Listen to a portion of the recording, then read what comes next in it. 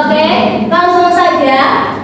Pada pembelajaran kita pagi hari ini, sebelum kita masuk ke pembelajaran, kita berdoa bersama-sama terlebih dahulu. Kepada ketua kelas bisa untuk memimpin doanya terlebih dahulu.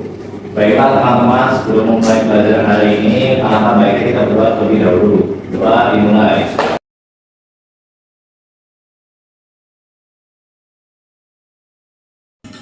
Selesai. Oke. Jadi langsung kita absen dulu ya. Yang pertama, Nadia. Nura. Nisa. Dia. Burul. Mahmuda. Gila. Miftah. Denis. Nana. Maulana. Bima. Oke, berarti masuk semua ya?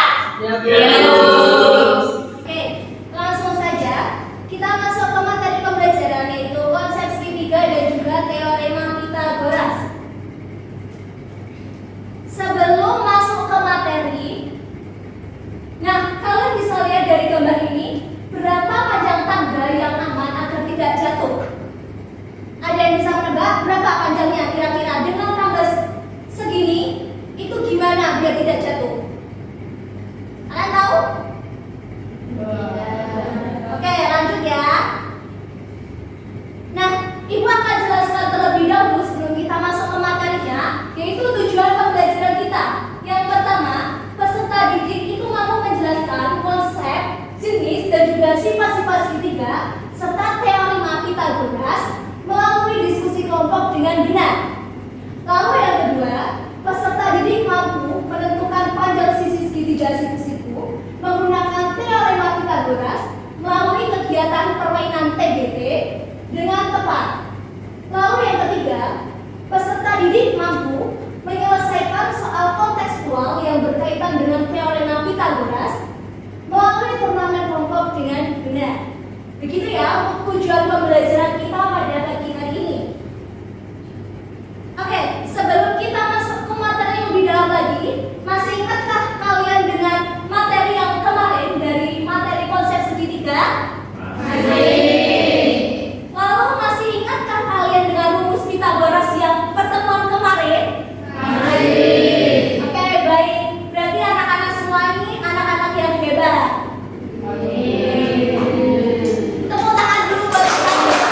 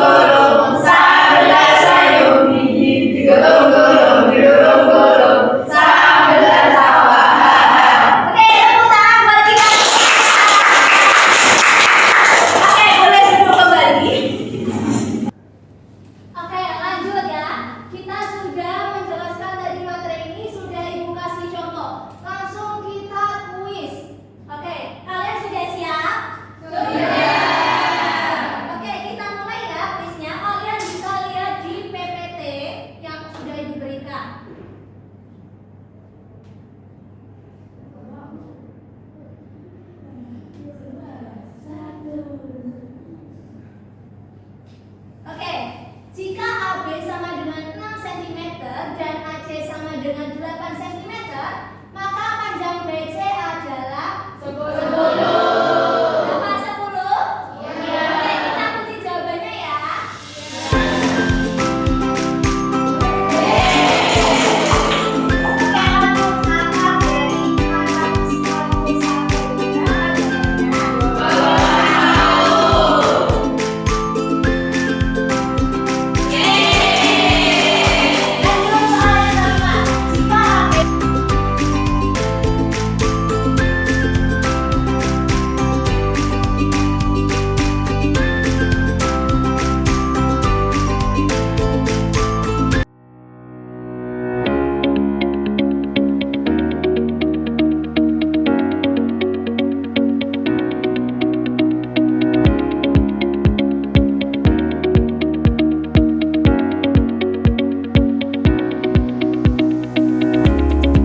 Langsung kita masuk ke materi pembelajaran.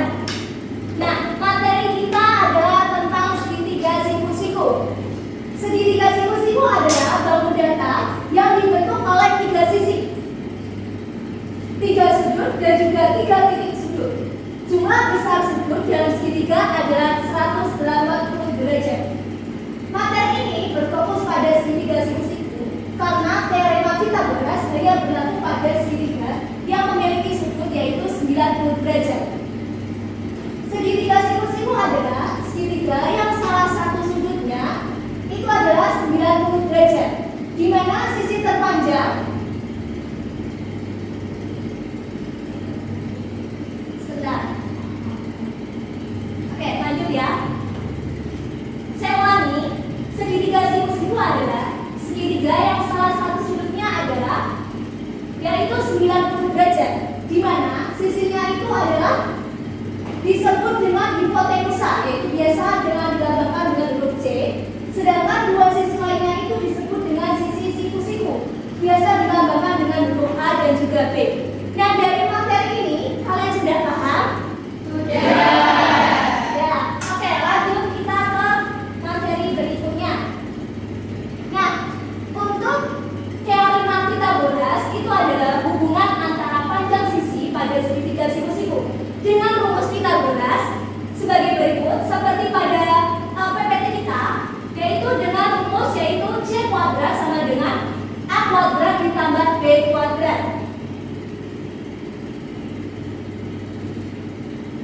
Rumus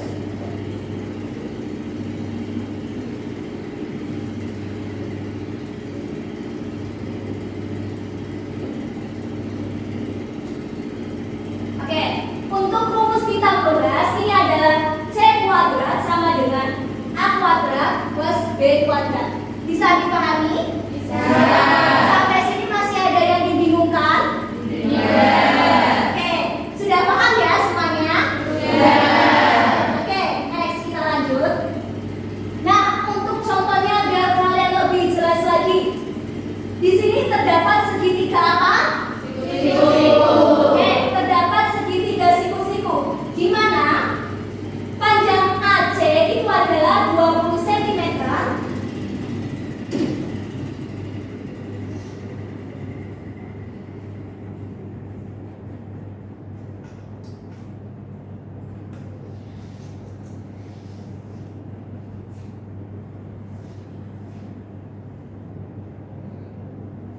Oke, di sini ada segitiga siku-siku, di mana panjang AB itu adalah 48 cm dan panjang AC itu adalah 20 cm. Nah, di sini tentukan panjang sisi BC.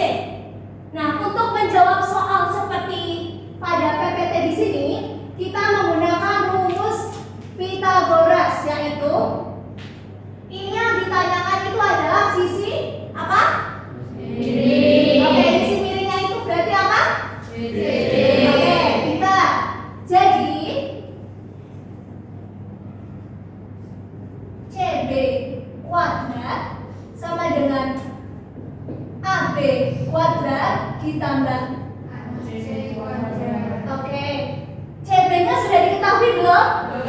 Oke, berarti kita tulis ulang ya. CB kuadrat sama dengan, nah AB di sini berapa?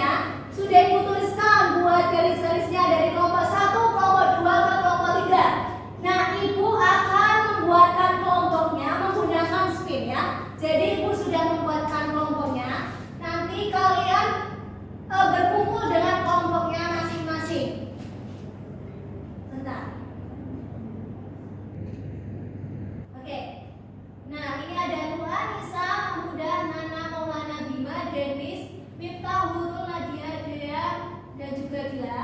Untuk pembagian kelompoknya, tim 1 itu ada Dennis, Nadia, Nuha, dan Rita. Langsung lanjut ke tim kedua, itu ada Dila, Nisa, Maulana, dan Mahmuda. Lalu tim ketiga itu ada Bima, Dea, Guru, dan Nana. Sekarang kita masuk ke sesi turnamen game, di mana waktu ini ada namanya, yaitu Pythagoras Race Track. Oke, sebelum kita masuk ke turnamennya, Ibu akan bacakan dulu cara-caranya, langkah-langkahnya. Yang pertama yaitu tim berjalan di papan lintasan board game ini, papan tulis ini, untuk maju.